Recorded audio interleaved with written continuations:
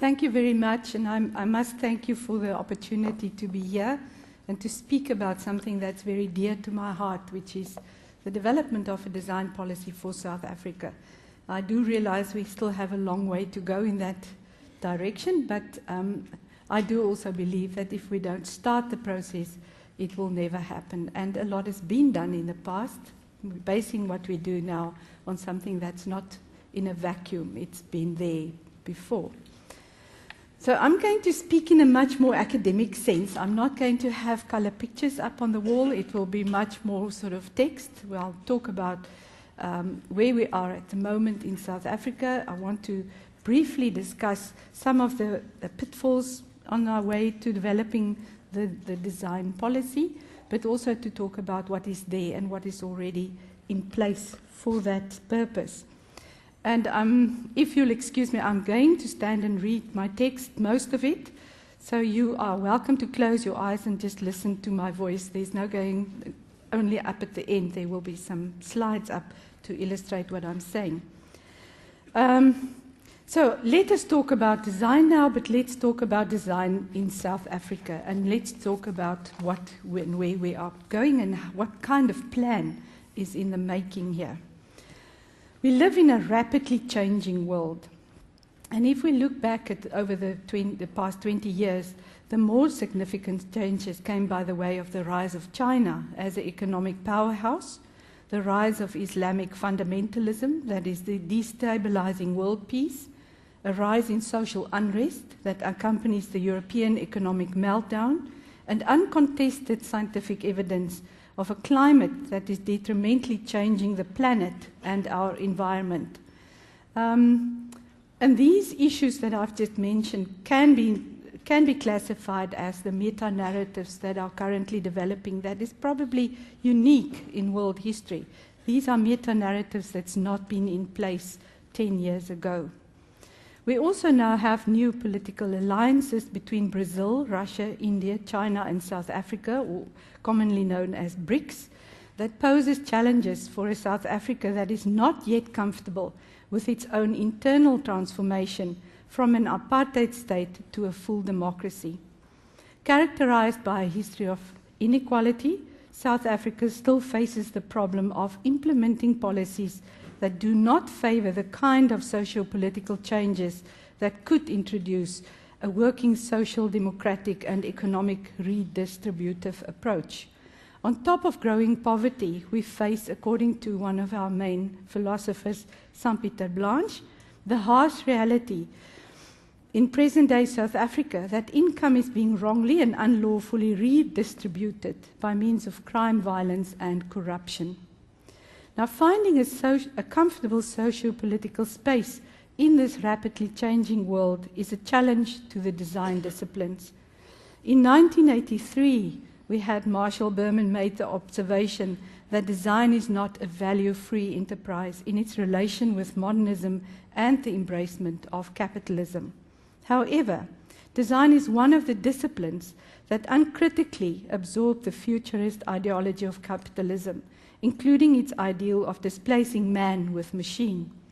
These comments followed in the wake of the systems thinker Fritz Schumacher's inspirational book, Small is Beautiful, that I think still serve today as inspiration to our young designers, that saw modernism as a problematique that requires social attention. For Schumacher, society is able to function in patterns and intermingled relationships in opposition to the growing Western capitalist model. He promoted the creation of self-reliant economies by means of appropriate technologies. Many designers of that time and beyond were inspired by his vision of a clear, clean, self-reliant world, adopting technologies fit for purpose rather than for destruction in service of their ideological intolerance. And Japan with Hiroshima and Nagasaki and many other nations can attest to this. We are now aware of the destructiveness of the Western modernist model of man over nature and the way in which we are trying to placate society with material goods, or we can call it greed, to satisfy non-material needs. Even Marx commented on this issue by blaming the bourgeoisie for the transformation of the world by putting to an end all previous relations between man and nature in support of naked greed and its one single intent, profit. Today, the very act of making money reduces the world back into a fairly primitive state of existence, with personal wealth serving as indicator of the development of a civilization. In the late 1980s, John Thakkara stated in his Design After Modernism that design is not a neutral tool. It is a planning activity whose aims and procedures are dictated by commercial and political interests. Jean Baudelaire proposed later on that the ecstasy of communication in the information age destroyed the possibility of art and design to play a socially progressive or even meaningful role. Rooted in these perceptions, we find debates that the separation between culture and the social is becoming the contested middle ground, with, on the one hand, cultural traditionalists seeking the restitution of cultural products and blaming modernism for social ills promoted by capitalism. On the other hand, we find growing concern for the dominance of autonomous and different, or we can say differentiated fields of experts, and a plea for a transdisciplinary practice in art and design that is rooted in a vernacular but does not allow art and design to function in a privileged and exclusive space. Modernism in this way became fatally compromised by the realization that progress is not synonymous with an increase in the quantity of manufactured goods, and that design aesthetics embedded in crafts still serve a purpose. Art and design in the end is not an idyllic field of knowledge, but an empirical system that functions within an economic and socio-political environment. The new awareness that we need to support renewable ecosystems and ensure sustainable development was fast-tracked by the realities of social changes we face due to a change in climate. With all of humanity under threat of an invisible and mostly unpredictable danger, driven by notions of bad weather, we all know those conversations, the right to humanize work as a dignified and meaningful activity might just become important again. High on today's agenda are issues such as environmental justice, animal rights, ecological literacy, public policy, nature conservation, women's rights, population control, renewable energy, labor rights, fair trade agreements, and many others. Actually too long to list. We are all participating in general in these debates. It might, however, be too late to change the way in which we run our economies and social systems. The multinational corporations are ruling supreme in their destruction of resources other than the minerals they seek.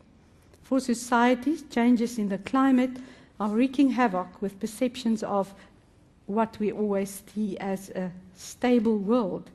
No wonder that the seemingly unstoppable socio-economic inequalities are giving birth to so many social movements working in the environment, society, and in politics. It is also not surprising that the same social movements are now leading the, and I can say violent mostly, protests in their demands for democracy and social justice. So the 60s and the 70s utopian dreams of a technologically advanced world have changed dramatically over this past 20 years. The technological future is not the one that was predicted. Instead, philosophers like Slavoj Zizek poses that versions of a pending apocalypse by religious fundamentalism, New Age promoters, and the techno-digital post-human, where digital machinery is mediating social relations, provides us with damning predictions regarding the future world we face. With our collective reason serving as a model and mode to survive, human dominance over nature has led to humans being considered as a geological force, or what they call now lately the so-called Anthropocene, which in reality just means that we are now beginning to look at the human beings not as something separate from nature, but we are now being looked at as a species together with the other species on Earth. And that already is a very interesting debate that is developing.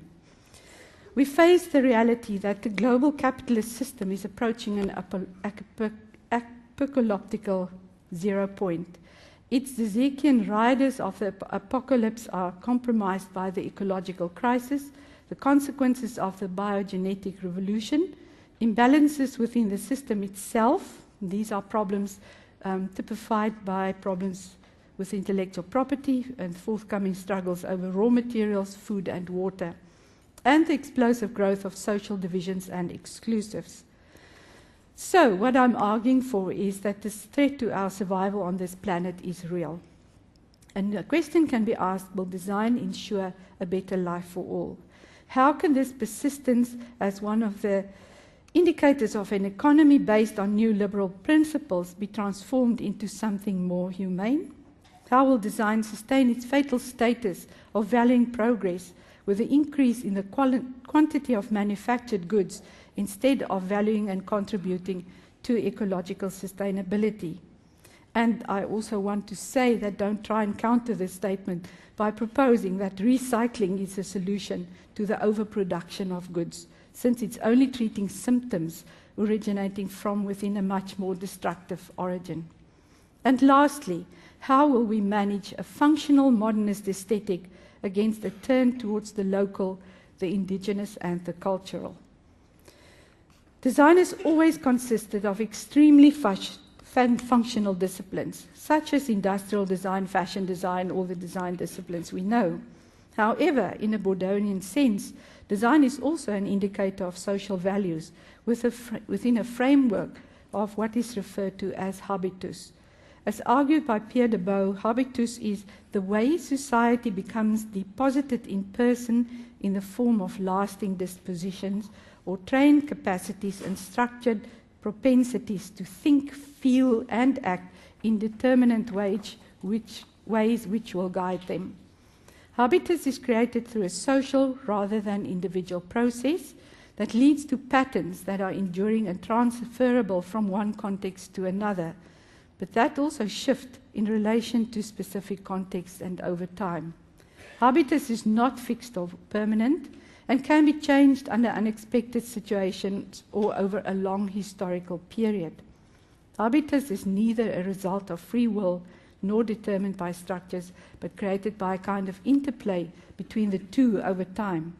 Dispositions are both shaped by past events and structures that shape current practices and structures, but also, importantly, that condition our very perceptions of these. Aesthetic sense, design stability, and social fashions are all symptoms and results of the outcome and implementation of habitus.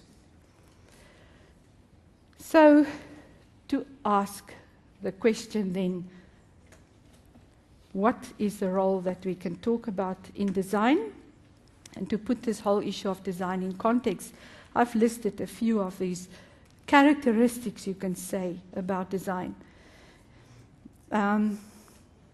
Design has the ability to create an adaptable and sustained social system, and that is habitus, and it is beyond the economic boundaries, where we tend to think more economics and politics, but it is also something different, while also being compliant with destructive economic models. Design is not a neutral tool, but embraces commercial, political, and social interest in its function as propagator of modernism. Design fuels new technologies and is an intimate partner of science research. Design assists in the creation of products that meet social needs, or can we ask greed, and promote cultural identities. Design as habitus is implied to decorate ourselves, to drive modern technologies, to provide status and identity, and to assist in the destruction of other cultures of opposing and or different ideologies. The list is extensive, but the message is simple. Design drives the world. Neglecting to include design into our policy system is therefore inexcusable. So, the question now arises, what is the current status of design in South Africa? And to To answer this, we should turn attention to localized issues. And now I'm really trying to embed what I'm speaking about into the situation here in South Africa. It's not applicable, and I already excuse myself here, it's not applicable to other countries. This is our identity. In the first place, we have a dual system for recognizing design. On the one hand, we find indigenous design functioning as marker of cultural identity and social support. In 1948, the Afrikaner nationalism in this country gave rise to a visual language that primarily identified with European modernism, and depictions by artists of the so-called promised land in identification with the so-called conquered landscape. The conquered land's inhabitants, including the crafters and the artists, were stripped of scientific and/or technological expertise, and the indigenous designs regressed into tourist curiosities. And I very often think that it is still applicable today. In the second place, we find design in the formal education system deeply embedded within the European context of modernity. Our design education is a reflection of this through its Bauhaus-embedded education system. This duality is still evident today and introduces us to a complex and somewhat frozen-in-time challenge. How do we deal with this duality when drafting a fair and representative national design policy? That is going to be the big question.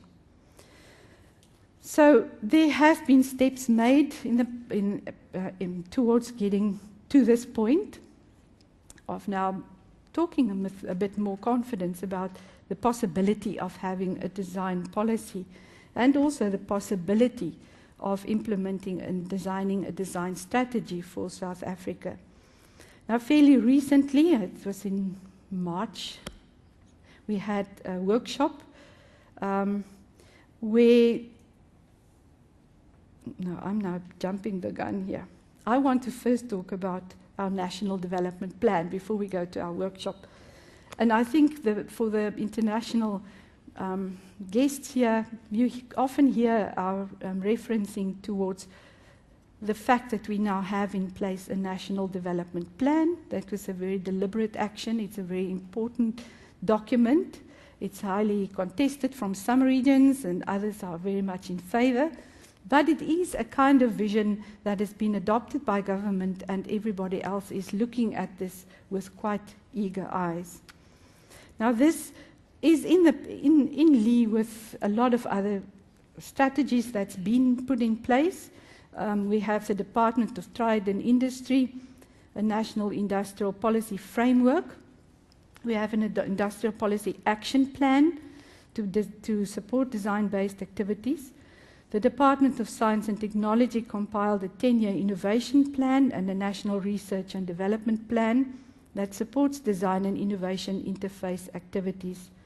The Department of Arts and Culture is currently moving towards a selective support in this endeavour. The driver for further development up to 2030 is the National Development Plan, drafted by the National Planning Commission situated within the Presidency. This report is the result of the Commission's diagnostic report in 2011 that reported on the failure of the country to implement policies and identified an absence of broad partnerships. 9 primary challenges were identified in this first document, the Commission's diagnostic report. And I think they are very generalized, but if you look at the 9 factors, you realize very quickly that in all of them there is some kind of role that design is going to play, either in the planning and the restructuring, or then in actual making it easier to happen and to take place. Very broadly and very fast, too few people work in this country. The quality of school education for black people is poor. Infrastructure is poorly located, inadequate, and under-maintained. Spatial divides hobble inclusive development. The economy is unsustainably resource intensive. The public health system cannot meet demand or sustain quality, and public services are uneven and often of poor quality. This is really like telling you what is in that closet. And the report is very clear about what is in the closet. These are the issues that we are facing, and we have to be honest about them. And we have to be fairly blunt about what we do. And then lastly, I think the two last points are actually the ones that are really putting a lot of hindrance in our way to develop. The one is the corruption levels that are too high. And the last one, South Africa remains a divided society. In connection with the last point, I just want to mention that we often now hear from our politicians from all over when we listen to their presentations that they speak about this divided society, and they speak mostly about the lack of trust between the races in this country, between the industries in this country, between the government departments, between the people in the townships, etc., etc. It goes down to really rock bottom. Basically, it says we don't trust each other anymore. And something has happened in South Africa that is now breaking this trust, and it is a really serious matter to address. So government is now really looking again at, for instance, in my institution has been part of the exercise now to look at what pillars are required, for instance, to get to a new social compact in this country. How do we forge links again between industry, the people, and the government? What kind of measurements do we need to put in place for people to start to trust each other? It's a very big project. It's a very big challenge to actually identify those specific areas and how do we build trust. So the National Development Plan declares that arts and culture opens powerful spaces for debate about where a society finds itself and where it is going. Promoted effectively, the creative and cultural industries can contribute substantially to small business development, job creation, and urban development and renewal. For instance, South Africa's music industry is worth 2.2 billion in sales. The crafts sector contributed 3.3 billion to the GDP in 2010 and employs more than 273,000 people. And the visual arts sector has a turnover of nearly 2 billion. So these are really big statistics, and these are really positive kind of acts to take. Now, inside the National Development Plan, the arts is mentioned, and I nearly feel like Michael has asked us to stand up and point north, but we still don't know where north is. I think this is pretty much an exercise of asking, and we do it very regularly with the interactions with government and other groups in South Africa. Have you read the National Development Plan?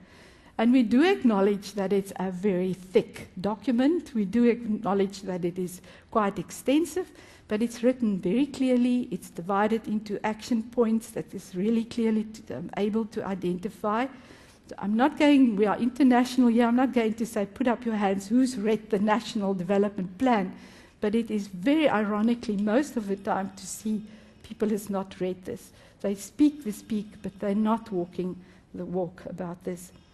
So I just pulled out some of the issues that is inside our National Development Plan that gives direction already on what they promise South Africans they will provide, and that is what they envision.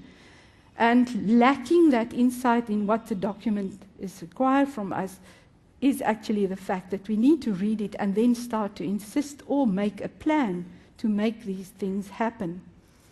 They promise providing financial and ICT support to artists to enable the creation of works expressing national creativity while opening space for vibrant debate.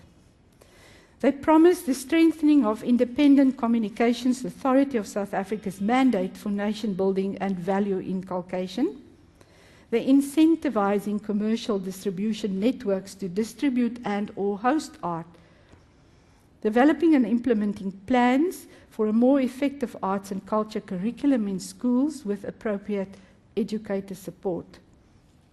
supporting income smoothing for artists in a special unemployment insurance scheme, and evaluating funding models for such incentives and initiatives, developing sectorial determination legislation frameworks to protect the arts sector employees. Now, I read this arts sector as the arts and design because we cannot separate those two industries. If you do read it in that way and say the arts and design is one area, it's one space, it's the creative industries that they share, how are we going to now move towards getting to this promise, and what are we going to put in place to make sure that government provides these initial steps that they have identified. So we do have a basis and we do have pointers, but the challenge will be for us in South Africa now to pick up on these and to extend on that, because it is also widely accepted that the National Development Plan is a guide. It tries to give direction, but it is not the ultimate document. It is what the population and what the professionals are now going to do with what is being put in place that will make it work or not.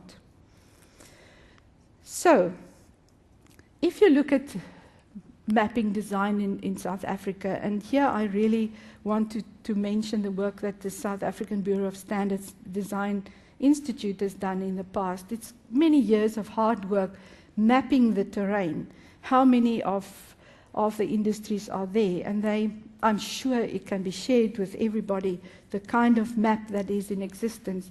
It's not updated, it needs a bit of updating. That gives you a kind of scope of how big this industry is in South Africa and how comprehensive the actions are that is captured in this. We have no lack of design activities in this country. If we start to talk about the private sector that is led by the Design Indaba, Decorex, Dulex, Fashion Weeks, the Lurie Awards, the Penduring Awards, the PG Bison Student Awards, the Rooms on Views events, the Social Innovation Network, the Design Innovation Summit, the Western Cape Furniture Initiative, and the Research Institute for Innovation and Sustainability, the Innovation Community Network, etc., etc. We have high-quality, off-the-shelf interior design lifestyle magazines. I'm sure the visitors to South Africa are able and are curious to look at our internally designed and published magazines like the South African Elle Decoration, the House and Leisure, and Visi, that promotes local design and local designers. It's also supplemented by trade magazines like the Design Indaba and Wallpaper, and the public is easily informed about design matters, and the public is quite knowledgeable about what function design has in the country. Those scarce, actually very scarce, local academic journals like Image and Text provide opportunity for designers to academically report on research in a peer-reviewed kind of journal mechanism. The few professional organizations, example the Engineering Council of South Africa and the Design Education Forum, indicate the ability to structure and organize activities within specialized areas. The private design education institutions, some 20 in number, provide ample choice and opportunity for design education and are supplemented and complemented by specialist courses at 10 universities. Funding for design-based research and design-based product development is widely available. For example, the National Research Foundation and the TIA, which is an Idea Development Fund. There is no doubt that the design industry in South Africa is large, but it is widely dispersed. However, the one aspect that could provide guidance and support from government is lacking. And that is, like we all now know, South Africa does not have a design policy. And I firmly believe getting that policy in place will actually help us to bring together this very diverse but very exciting and in existence groups of people to get a direction and to start to provide input into the way that we run this country. So to start the process of the strategic planning and drafting of a design policy, we had a design policy workshop in March 2014 in partnership with the Department of Arts and Culture, the South African Bureau of Standards Design Institute, and the Human Sciences Research Council. And this workshop witnessed the first concerted effort to discuss the challenge of South African design communities and what they face in marshalling the power of design to contribute meaningfully to the national challenges of high unemployment, poverty, and inequality. And then very short, to summarize those challenges, the first is the more effective translation of research, development, and invention into sustainable economic opportunities and market successes. And secondly, to be more responsive to the needs identified by the national economic and industrial growth policies. So the focus of the discussion was very broadly under three specific topics. We had discussions on the policy development process to ensure buy-in from all, and that will mean that it will also have the attention of the relevant minister. And it addressed the following pointers: the advancement of new strategies through possible multiple viewpoints to ensure a rich diversity of ideas, the development of methods for problem naming and framing in the structuring of the policy, discussion on critical inquiry of tools that could foster the examination of research depositories and data sets, some of which may be conflict or incomplete, to facilitate strategies for grappling with divergent values, worldviews, and ideologies, and it's a very important point, and then capturing agreements to ratify and prepare for implementation. We also discussed, and the idea is to further discuss. I have a question. Perhaps you can help me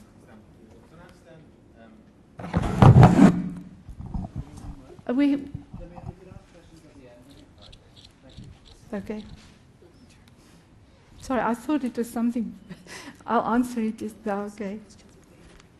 I thought something is burning behind me. It happened a while ago when a plug started burning when I was speaking, and I thought, oh no, not again. I'm not plugged in. Sorry for that.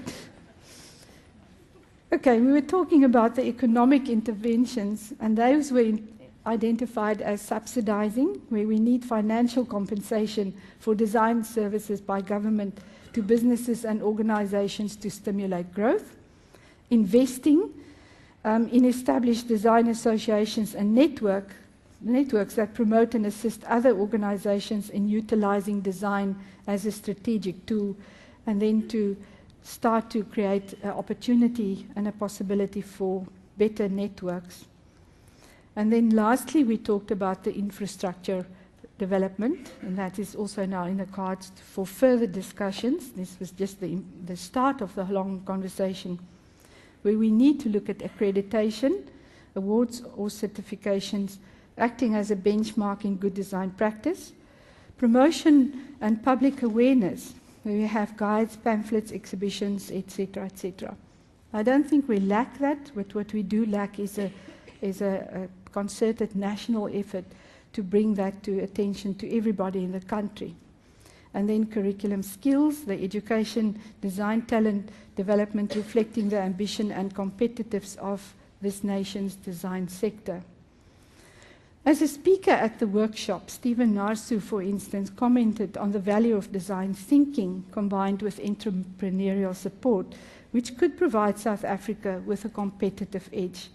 It is generally accepted that there is no lack of opportunity and/or choices for implementation.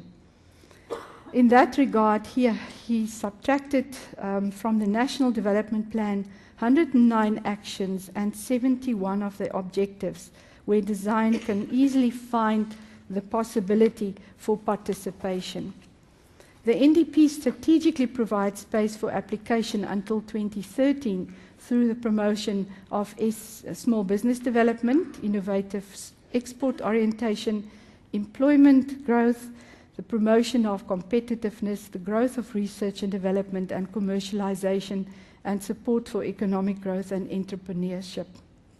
The Industrial Development Policy Action Plan, short-term plan, for instance, has 350 milestones, 79 action plans, and 21 strategic clusters, again with ample opportunity for design, research, and implementation. It became clear from the workshop discussions that a design policy should be sensitive to main economic and socio-political streams, and two factors became quite prominent. The one was design policy in support of the economic value of South Africa, and secondly, design policy in support of social transformation, or the new buzzword we use now is social innovation in South Africa.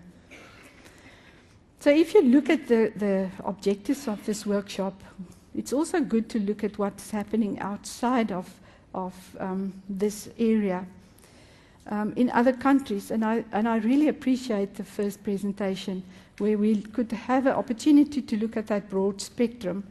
I did not include lots of those factors, but I think the one that is really serving as a good complementary for what we need to do is the one that comes from the United Kingdom Design Council, where they recommend 4 basic mainstream issues. They use the public sector design ladder as a tool and roadmap for progression. They build design thinking into government and public policy practice, very important.